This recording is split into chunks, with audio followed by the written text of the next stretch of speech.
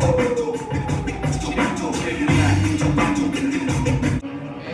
everybody,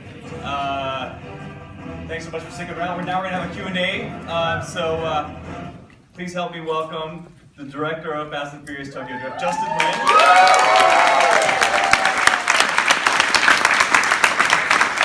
Please help me welcome Kang, who played Han.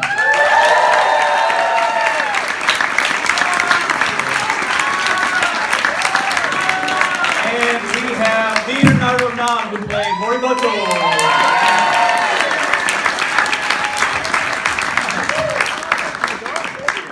So everybody knows the best way to settle a Yakuza feud is to race. Okay, so thanks so much for everybody coming out. This is a really great turnout. We wanted to celebrate this movie because I looked at the dates and I was like, I can't believe it. It's been 10 years. It has been 10 years, which is crazy. So we wanted to, bring everybody out and watch it together. And a lot of stuff has happened in the last 10 years, so we wanted to revisit the movie and talk about it. I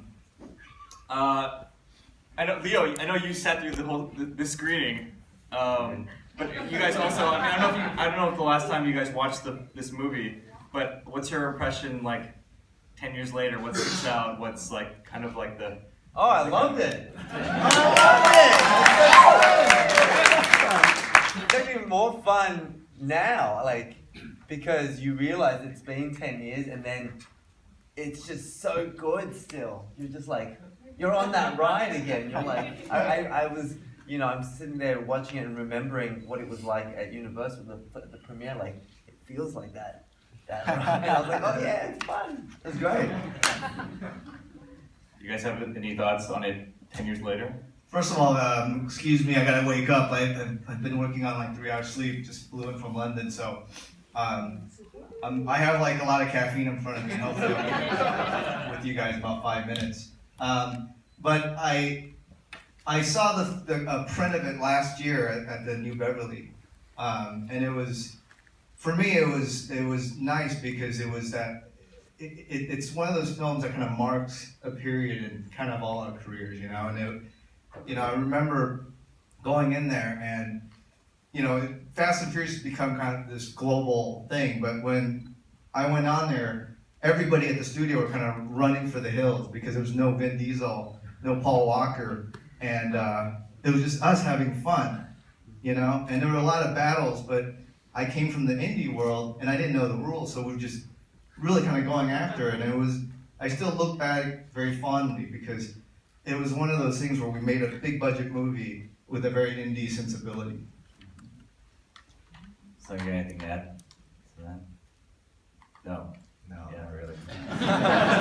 Well, so yeah, can you talk about that when you were handed the reins to this franchise? I mean, it was not, I kind of, if I recall, it was kind of like this thing where, it has no recognizable stars. For the time, it had no recognizable stars. The main franchise stars had kind of exited, and you were handed this thing to sort of salvage. And then on top of that, you were coming off of Better Luck Tomorrow in Annapolis, and I remember when it was reported that you got the job. I was like, and it's gonna take place in Japan. I was kind of worried about it. Can you talk about being handed to it, and then also like the state of the script when you got it? Like, what was it like? What did it look like? I mean, there's no disrespect to kind of anybody. I remember getting the script, and I had the same worries, and kind of all my worries were kind of on the page. And the studio was going through this turnover, and Stacey Snider, who was running, she ended up kind of leaving, I think around pre-production or production. And so it was kind of chaos at the time. And I remember reading it, and they're like, well, that's the head of the studio. You should at least take that meeting. And I was like, no, I don't want to take the meeting. I don't want to do it. They're like, you really should go. So I went to the meeting, and I told her what I didn't like about it.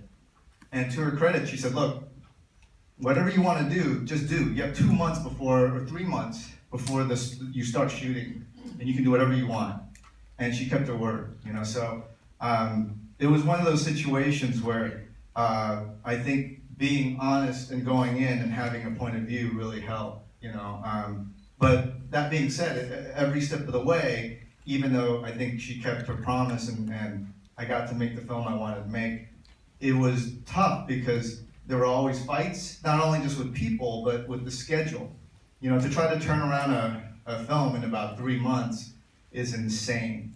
But I think, again, coming from the indie world, it was a lot of fun, and I wanted to kind of bring on everybody I wanted to work with, you know, including Leo, Sung, even Lucas and everybody. And we were just throwing things around and you know, with a big budget film like this, it's not, you don't just show up and start shooting. You know, there's 2 units, shots have to be designed, sequences have to be designed. You're spending, you know, $300,000, $400,000 a day. I remember thinking that I would spend more money before lunch on one day than I did on the whole budget for Better Luck Tomorrow, you know? So that was the jump. And, but it was something that I think going in and being able to say no really gave me a lot of leverage. So I think,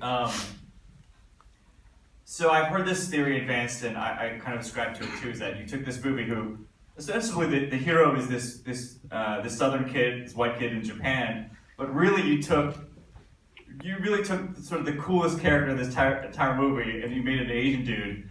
And this movie is responsible for introducing one of the coolest Asian dudes ever in the history of Hollywood, which is Han. And you really kind of made him steal the show, honestly. I mean, can you talk about creating that character, and then Sung, can you talk about playing him, and then playing him for 3, 4 more movies? You know, I gotta say, it's probably one of the proudest kind of accomplishments, you know, because when I read the script, Han didn't exist at all. So to be able to kind of create the character and then, you know, really bring Sung on. But I think it was even more than that. I think Morimoto and DK, like, we had so much fun just even talking about these characters, not as bad guys, but just as guys, you know. And so it was a lot of fun to be able to kind of come up in the Asian American community and being able to kind of get in there and just try and do it our way. Sung, I'm going to require you to say something.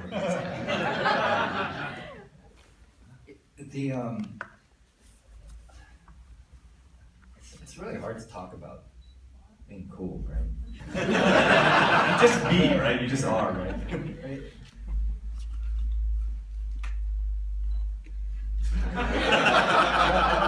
You gotta ask me a question, Phil. Can you talk about what you wanted to bring to this character? And also, can we...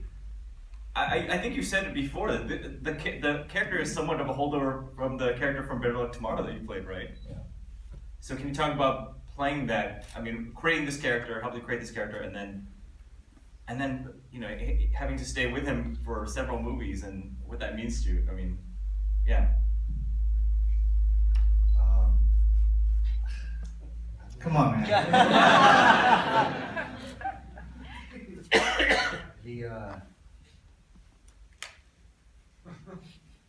don't know how to answer that. Well, I'll tell you one thing. I remember Han, you know, we were talking about Han from Better Luck Tomorrow, and he was smoking pretty much every scene he was in. So going into this, we decided he was trying to quit smoking. So if you notice, he was eating every scene, and it ultimately paid off in Fast 5 when Giselle calls him on it. So it was kind of like, you know, I think it was like 8 years in the making for that joke. Leo, can you talk about playing? You're so mean in this movie. You're so mean in this movie.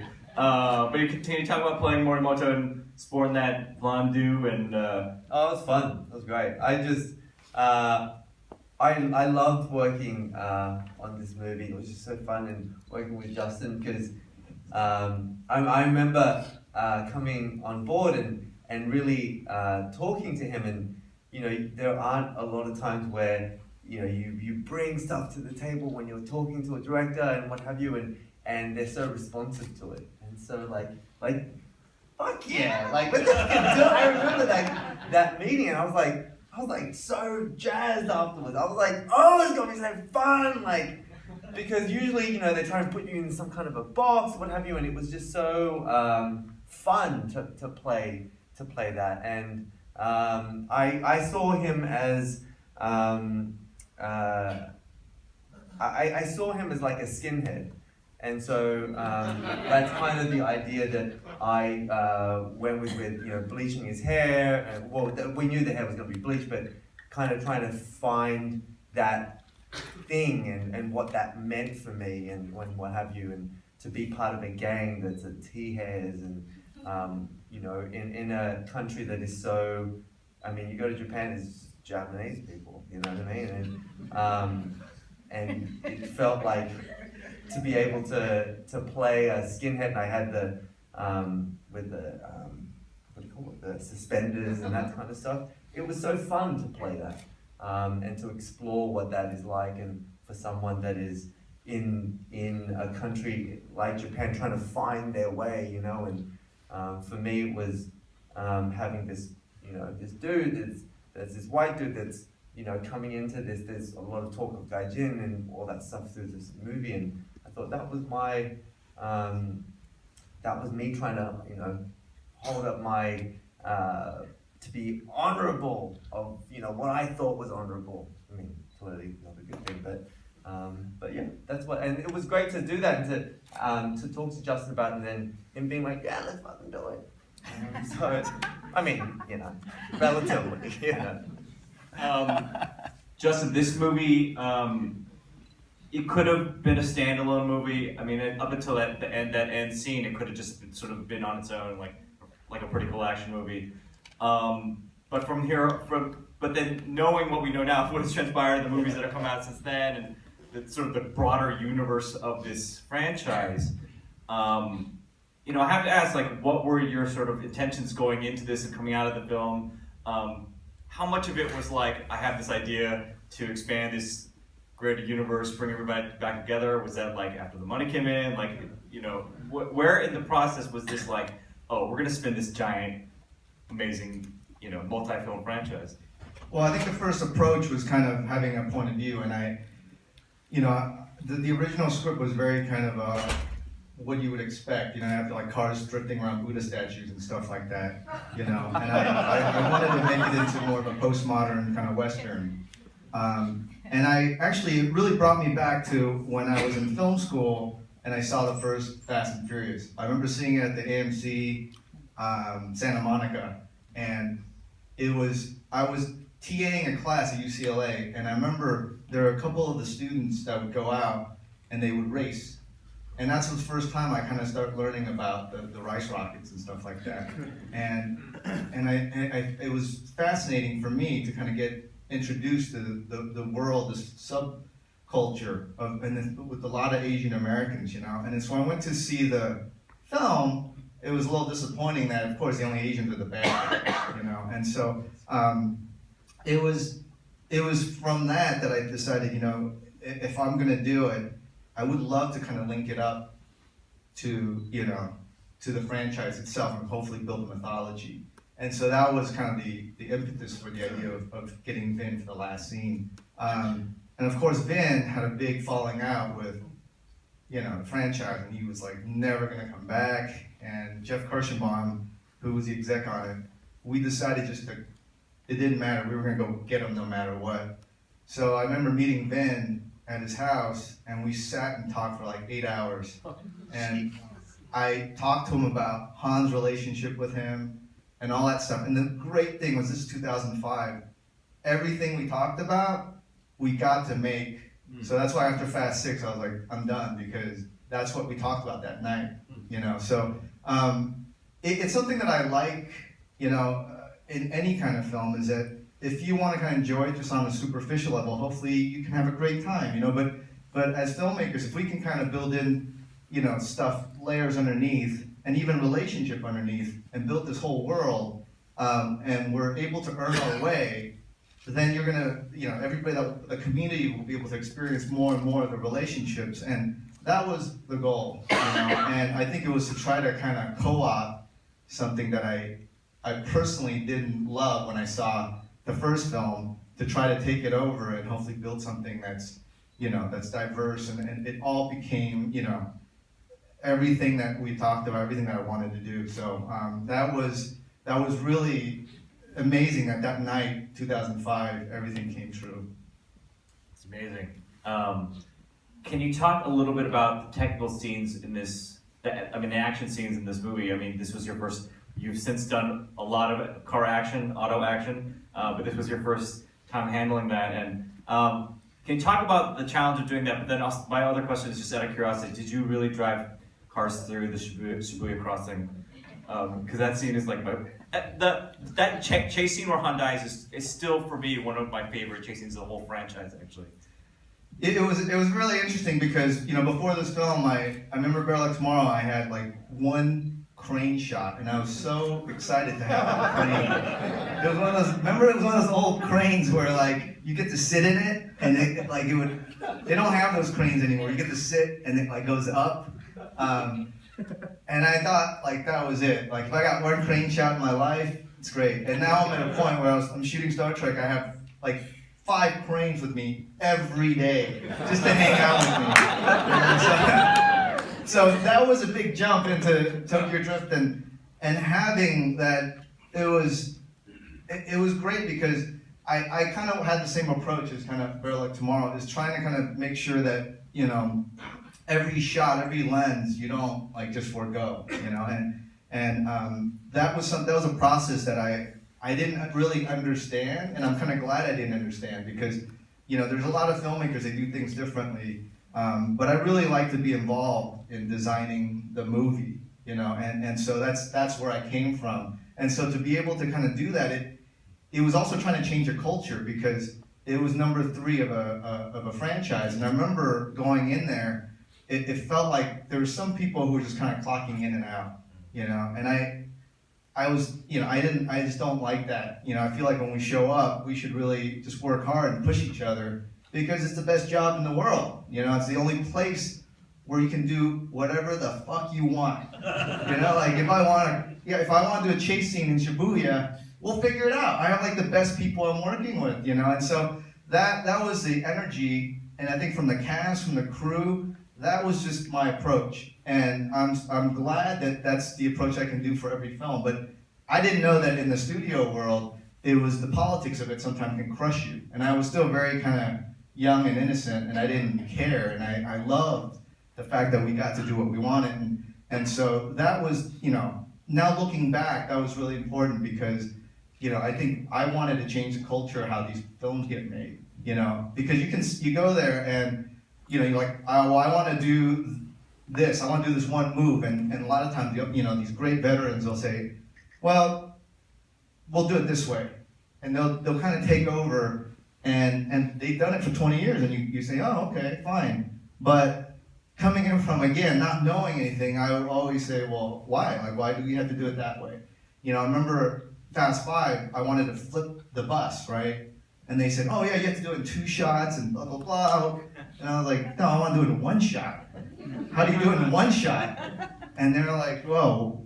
So we built like 2 cannons at the bottom of the bus, and I think it's just about pushing it because, you know, at the end of the day, Hollywood is, I think, the only cinema in the world where you can do something like this. You know, there's great cinemas around the world, but this is the only cinema where you can really kind of push and you can challenge because you do have the financial like backing, you have the greatest kind of craftsmen in the world. So it was something that I think it wasn't on purpose. I didn't understand all the kind of politics, but it ended up being a great experience because of it. Let's open it up to the audience for questions. So I saw that hand shoot up, but yes, you. So welcome to the Star Trek family. Thank you. I'm a hardcore Trekkie. I go through conventions and everything. So, do you ever feel the pressure from the Trek fans or anything that regarding the Star Trek's reactions? And also, would you ever consider going to a convention? Do I ever feel the pressure? Yeah, I feel the pressure. They let me know. You know, we had this teaser trailer, and of course, you know, the studio's like, oh, it's, you know, they wanted to. It's really interesting, you know, I've gotten to know a lot of the fans, and I do love that passion, you know, and you know, my way into that franchise is I grew up with that franchise. You know, I don't know if I'm a. Did you call yourself a Trekkie? Isn't it? Aren't you supposed to be a Trekker or something? Trekkie is for the original series. Oh. Trekker is for the several generations afterwards. Oh, so I'm a Trek. I'm kind of a Trekkie because I grew up with it. It's a mixture. Either or. So Okay. you get to choose, but mainly it's Trekkies. But Trekkers are for the new generation. But everyone uses Trekkies. Cool. Y'all learned something today. I mean, I definitely want to respect everybody. It's been 50 years, you know. I get to make the film at year 50, you know, and so it's been a big part of my life. I grew up watching it with my dad, and that was the only time we got to spend together because he worked so much. So it meant a lot to me. I'm at a point in my career where I don't have to do it, but I really wanted to do it, and I want to try to hopefully capture the essence of what I love about the original series, you know, about exploration, about exploring these themes of federation and what that means. And so it is something I really am proud of, and I just came from the cutting room, and I have a great group of people, and you know, Simon Pegg and Doug Jung, great people to work with. You know, they're big fans of the franchise too. So, you know, in a way, I'm very proud because I know that we have the goods. Like, we really went after it, you know. But so, yeah, I feel the pressure. There should be pressure. And, you know, it comes with my job, you know. And I really want to capture the essence. And I'm working every day, 24 hours a day to try to get it. So, and I feel great, you know. I feel like everything that I've learned, from indie world, TV world, tentpole world, everything as a filmmaker has kind of led me to this point, you know. So I'm very excited to kind of finish up strong and share with you and everybody in July. And we should go to a convention. Well, we'll see. We'll see if you guys will. Any other questions about Tokyo Drift? Wait, I want to point out, this guy right here has a shirt that says Han lives. It's right here. I just wanted to point that out because that's dope. Let's see, we got a question right in the middle, right there. Yeah. First of all, I just wanted to say thank you for being the only director to actually do diversity. That's great. Thank you so much.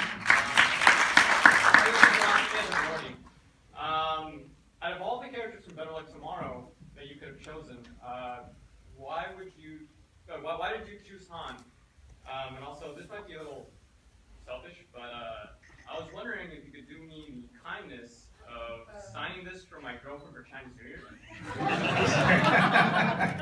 Can we? I know people brought DVDs and things like that aside. Maybe we could hold off until I guess it's okay to do that maybe When my afterwards. caffeine kicks in, I'm in. Yeah. I'll sign everything. Yeah, afterwards we can, go with those requests. Thank you. But yeah, did you want to answer the question? Oh wait, what's the question? Out of all the characters of Better Luck Tomorrow, why Han to bring over to the Fast and Furious world? It just felt appropriate, you know. And the rooftop scene really is the connection scene to Better Luck Tomorrow, you know. And it was just something that it felt very organic. If you actually watch Annapolis, the Roger Fan character actually went to Annapolis, so we were gonna work on all the characters somewhere in all my films. Thank you so much. Yeah, right here. Hi. Thank you very much for choosing me. I have to say, out of my deepest respect for your professionality, I want to be honest, this is one of the best movie I've ever seen when it comes to action and driving. My favorite. Top down movie, to be Wow, honest. thank you. And, wow. When I was growing up, I was raised by one of my closest mentors to me, Takabota. I'm sure you're familiar. He is a karate master, and he taught me how to be respectful and honorable to everyone I meet. Now, for you, Sam, who was your mentor throughout this entire experience? The experience of shooting Tokyo Drift or in life? He's taught me a lot about myself when it comes to doing professional jobs, such as acting. And for you, in this movie, what was your greatest inspiration?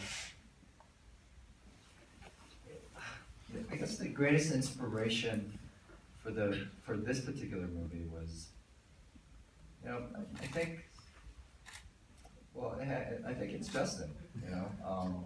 You know, we had I mean, look, we're the same age.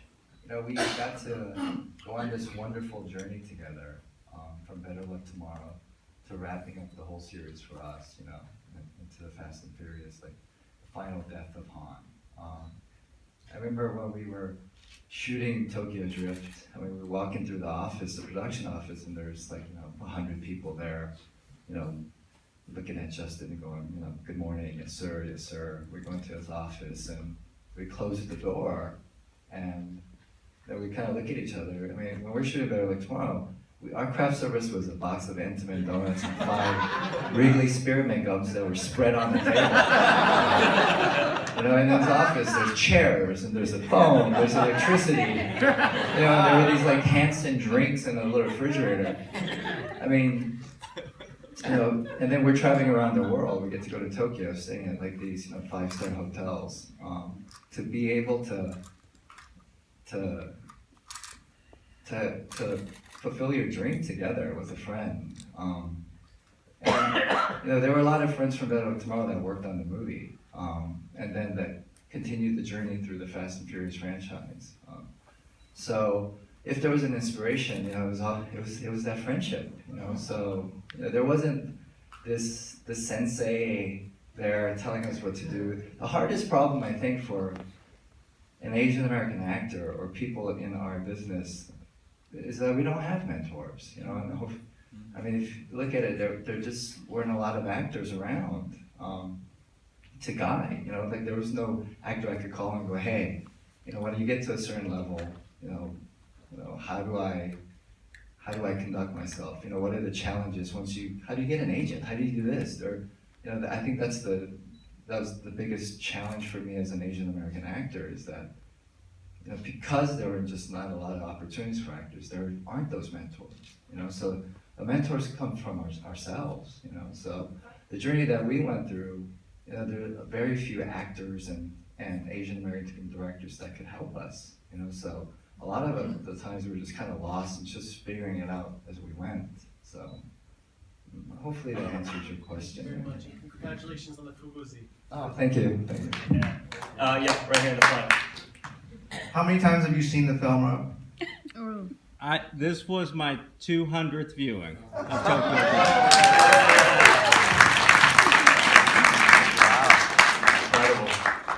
All right, I'm Rob Jones, and my question is, for all of you, what souvenirs did you take home from the movie? And don't lie.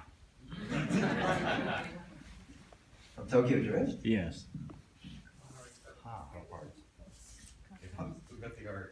You know, I took, and my mother took, a lot of craft service. The idea of having all the food that you could eat, right, was amazing to me. This is an amazing story. Is that when we were in Tokyo, shooting in Tokyo, I invited my mother. I flew her out, right? I had to share this whole experience of being on a studio movie. And she came to set, and craft service, if you guys have never been on a movie set, you know, there's donuts and there's, you know, gum and candy and all, you know. It's just laid out and you get to eat it for free. You know, you get to take it. You can put it in your pocket and you can take off with it. And my mother was waiting there in front of the craft service when I went to go change, and I came out and she was standing there with her wallet open. And I said, what are you doing? She said, I want to buy you these little bao things, right? And I said, it's free. And she goes, free? Free?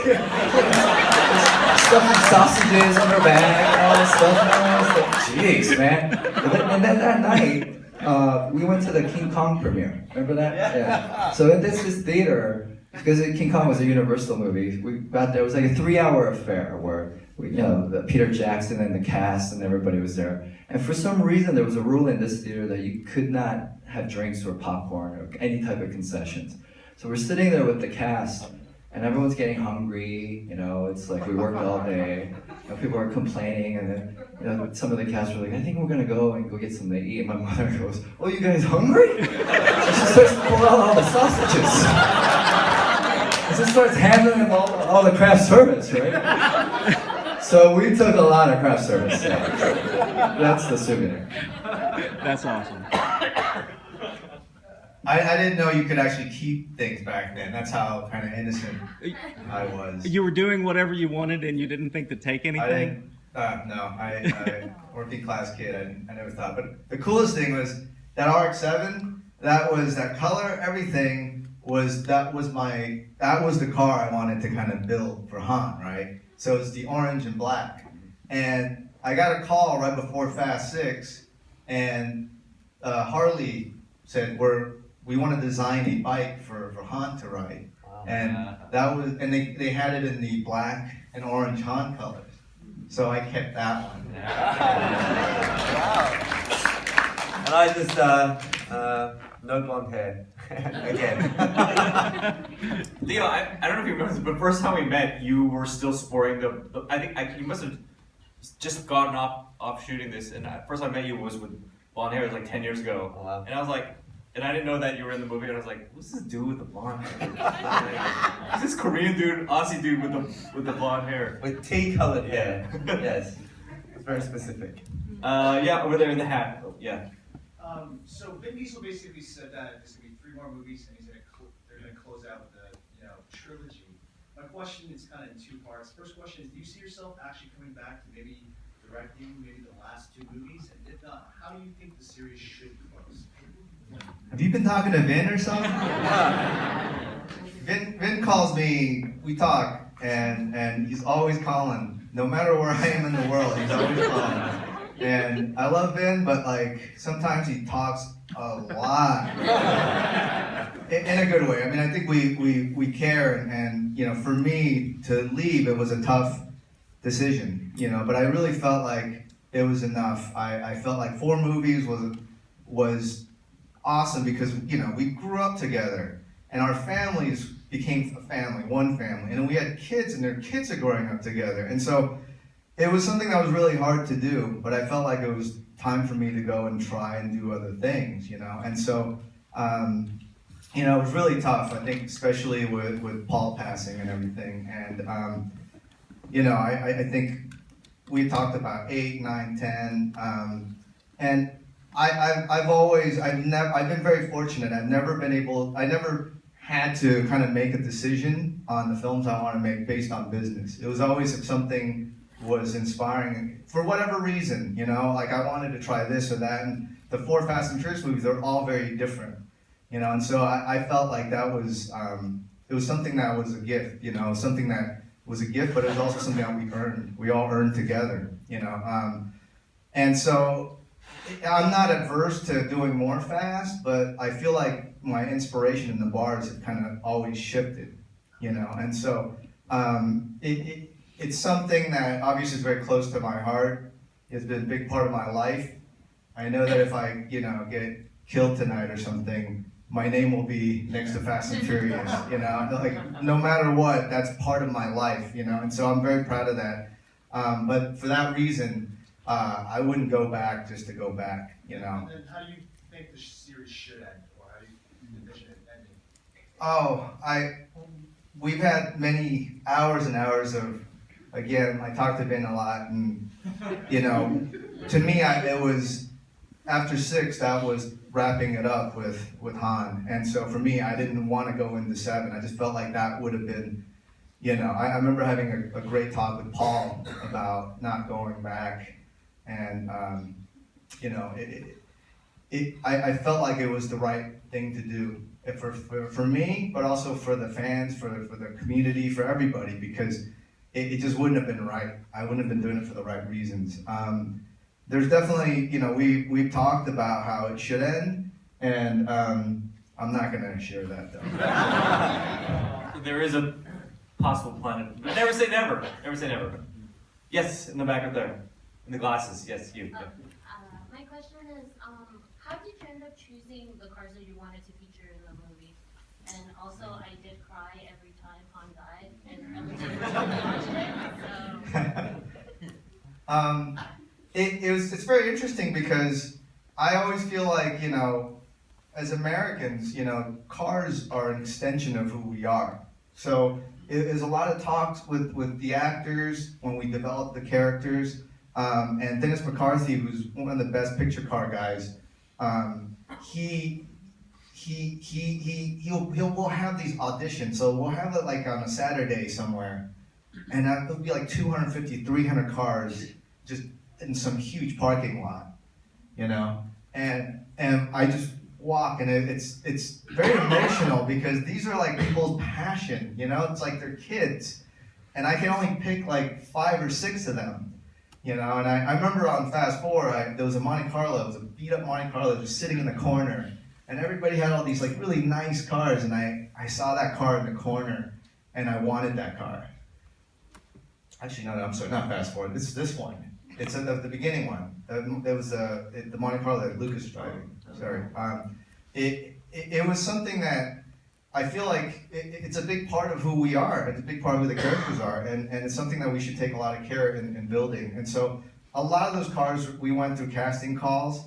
Of course, you get a ton of calls from car companies wanting you to use their cars, you know. And I'm very proud to say that every time they tried, I turned down the money. The only time that we ended up using the cars were the cop cars in Fast 5 because it was appropriate. The Chargers were appropriate. It was within the family.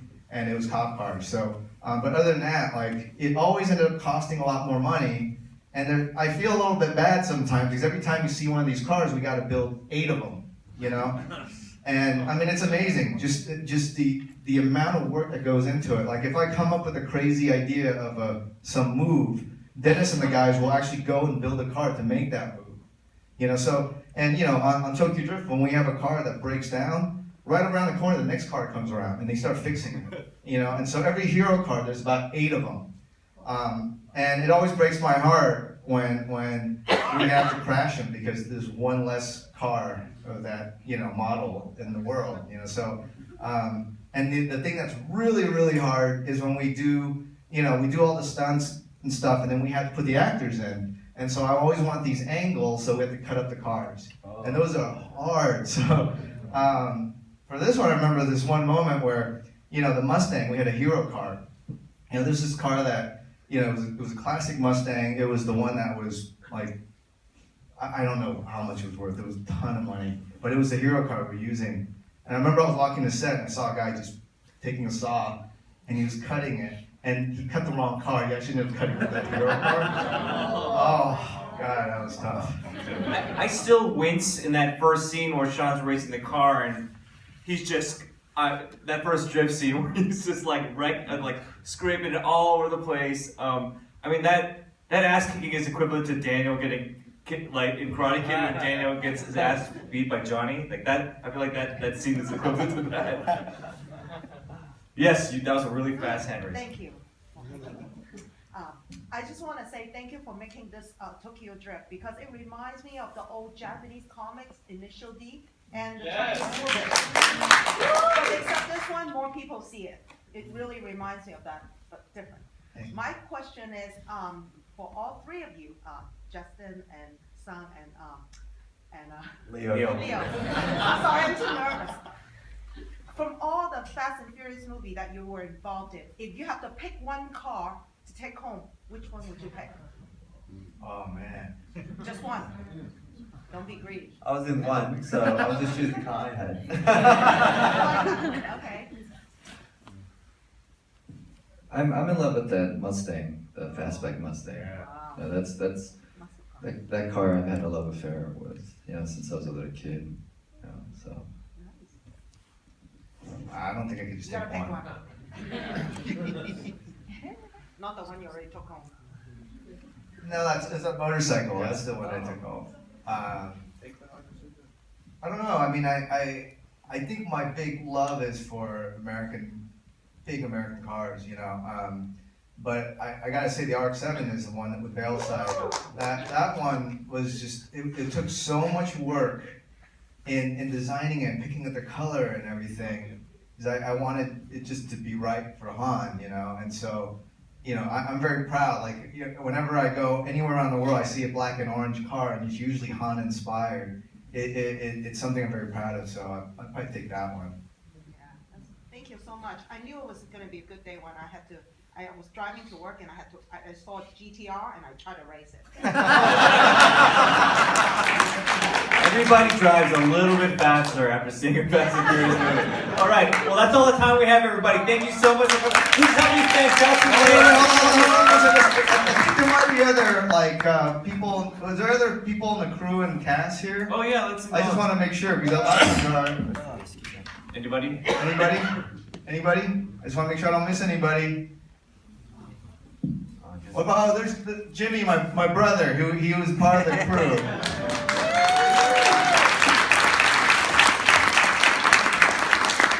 Hey Rob, so how many more times are you gonna see it? I was just showing Jimmy. How many more times am I gonna see it? Infinity, man. I tell you what, I would say at least 50 over the next couple years. Nice. That's a fan, guys. All right. Thank you guys so much. Thanks so much, everybody. Justin Lin, Kang, thanks everybody for coming out. How you doing, man? Like, why? We've got a few other people. Justin's already signed this one, but if you would sign up here, that would be awesome.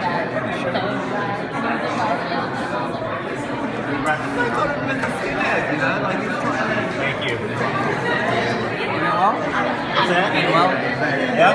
Yeah, we moved out here. She signed with an agency last month. Allyson. Hey, Allyson. Nice to meet you. Sorry, my hands are cold. You enjoying it out here? I like it out here, yeah. Yeah. It's cool. Hey man, sure, why not? How are you? Pretty good. Thanks for coming tonight. All right, Leo, if you would sign my pen right there, that would be awesome. Yeah. the craziest story of you driving around me. Thank you very much. Thank you. 200 times. Wow. That's legendary. What was this? Legendary. It's awesome. I'm very excited to be here. And, I have that website, Tokyo Drift. I know you're not doing a lot of pictures, but can I get a group shot with all of you for the website? Yeah, let's do it. Yeah.